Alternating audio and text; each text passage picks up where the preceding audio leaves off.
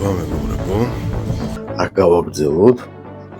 დღეს მოდით გავესაუბროთ ესეთ საკითხზე, როგორიც არის ენერგიასთან მიმართებით სხვადასხვა ტექნიკები, სხვადასხვა მიდგომები, რას ნიშნავს ეს რიგში, მინდა თქვა, რომ არ არის ენერგიასთან მიმართებით შესაბამისი ისეთი სიტყვები, როგორიც არის გადატვირთვა, ანულირება, რესტარტი, გაბათილება, ეს ყველაფერი ერთი და იგივეს ნიშნავს, ანუ მექანიკურია. ენერგიასთან მიმართებით სწორი მიდგომისთვის საჭირო არის გამოვიყენოთ მხოლოდ ორი ცნება და განმარტება, ეს არის შენარჩუნება და ტრანსფორმაცია, ანუ გარდასახვა.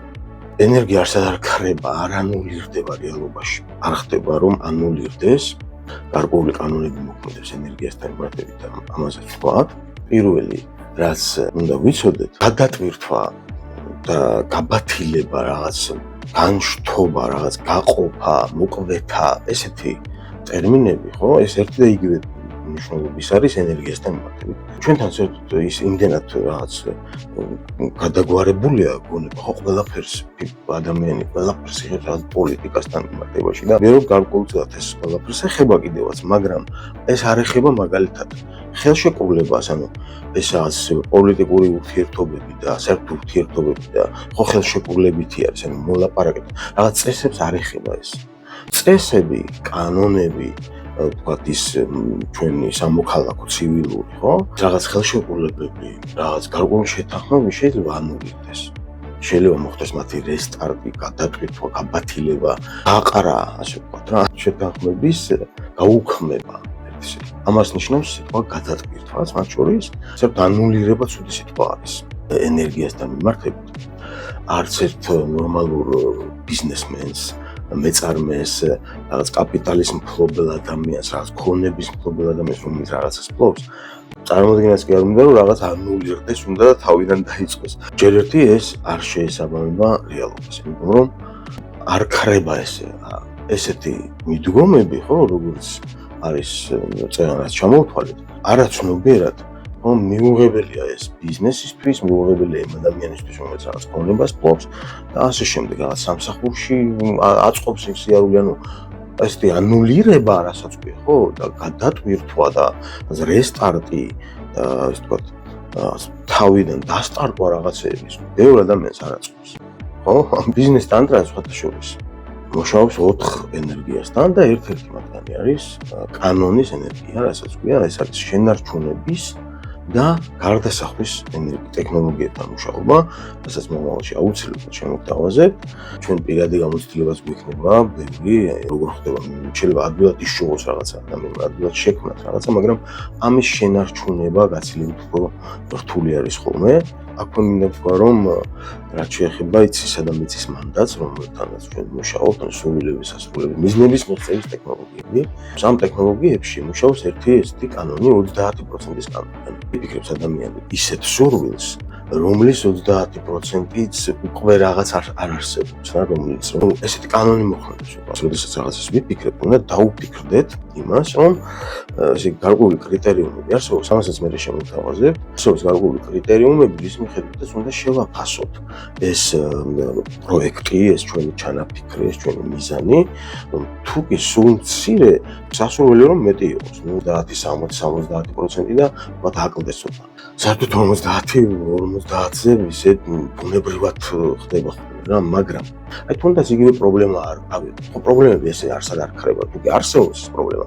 არ შეიძლება იმის რაღაც უარყოფა და ეს არ არსებობს, პრობლემები არ არსებობს და ასე შემდეგ. პირიქით, პრობლემაში არის ენერგია და პრობლემის ამოხსნა იწვევს ამ ენერგიის გამოთავისუფლებას.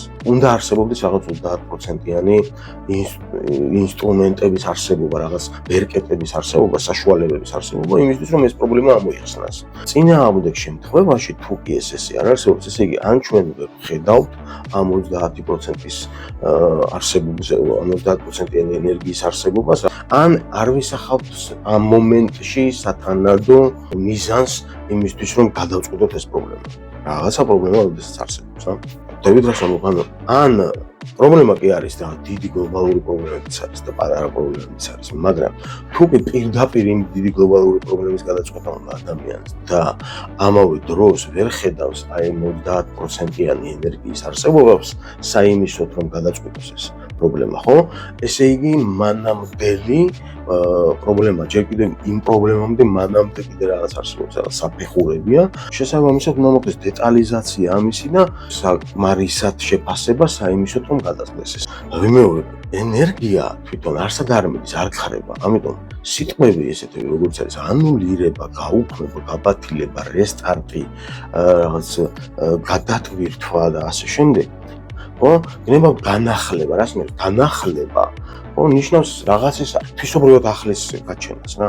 განახლებაში გულისხმობ მხოლოდ გარდასახვა და ტრანსფორმაცია. და ეს ნიშნავს, რომ თუნდაც აი პრობლემის საკითხი ვიღოთ, ეს ნიშნავს იმას, რომ არსებული პრობლემა განახლდეს რაღაც თვისობრივად ახალში, ხო? ამას ნიშნავს განახლება და არა გადატვირთვას, რესტარტს, გაუქმებას, გაბათილებას და ასე შემდეგ. არაცნობიერი აი ამ სიტყვას, რომელიც მექანიკურია, ხო, მექანიკასთან არის დაკავშირებული, აღიქვამს საფრთხედ. როდესაც ესეთ მიზანს ისახავს ადამიანი, ჩერდება. თუ ადამიანსაც მისწრაფება უხრება ესეთი მიზნის განვითარებისკენ. გარდა იმისა, რომ ბუნებრივი წინააღმდეგობა ხდება, ხო? ვიმეორებ, შეიძლება ხელშეკრულება, შეიძლება რაღაც ურთიერთობები გადაიყვანოს, შეთანხმებები გადაიყვანოს, ხელშეკრულებები გაუქმდეს და ახალი გაფორმდეს. კი ბატონო, ეს მექანიზმურია. ენერგიასთან მიმართებაში ეს არის მექანიკური, იურიდიული, რაღაც კონკრეტული ტიპის რაღაც რეფორმა მოხდეს. ეს არის ტექნიკური საკითხი. ეს არ შეესაბამება ენერგიას, ენერგიებთან მუშაობას. ჩვენ სტრუქტურულად აღვიქვამთ, სხვანაირად ვერ აღვიქვამთ, ამიტომ ენერგიასთან დაკავშირებით შესაძლებელია რაღაც კონკრეტული სიტუაციების გადახედვა მოხდეს, გადაანალიზება, გადააზრება, მაგრამ არა გადატვირთვა, განულევა, რესტარტი და ასე შემდეგ. გაუქმება და რაღაცა. ამას უბრალოდ უარყოფითად აღვიქვამს ადამიანის არაცნობიერი. და ისევე როგორც მიზნების დასახვისას, ხო, არსებობს 30%-ის არსებობს კანონი, რაღაცა მიზანს, როდესაც ვისახავთ, ის რეალურია იმ შემთხვევაში, როდესაც არსებობს რაღაც 30%-ის წინა პირობები.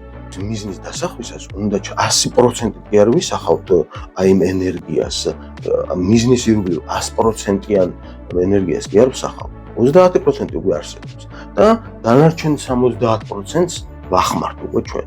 და 30%-ით უკვე მიზანი უკვე ასრულებულია, რაღაც წინა პირობები არსებობს. ეს აადვილებს მიზნების მიღწევას და სურვილების ასრულებას. ვისურვებთ ჯანმრთელობას, სიზუსტეს და კეთილდღეობას. მადლობა ორად.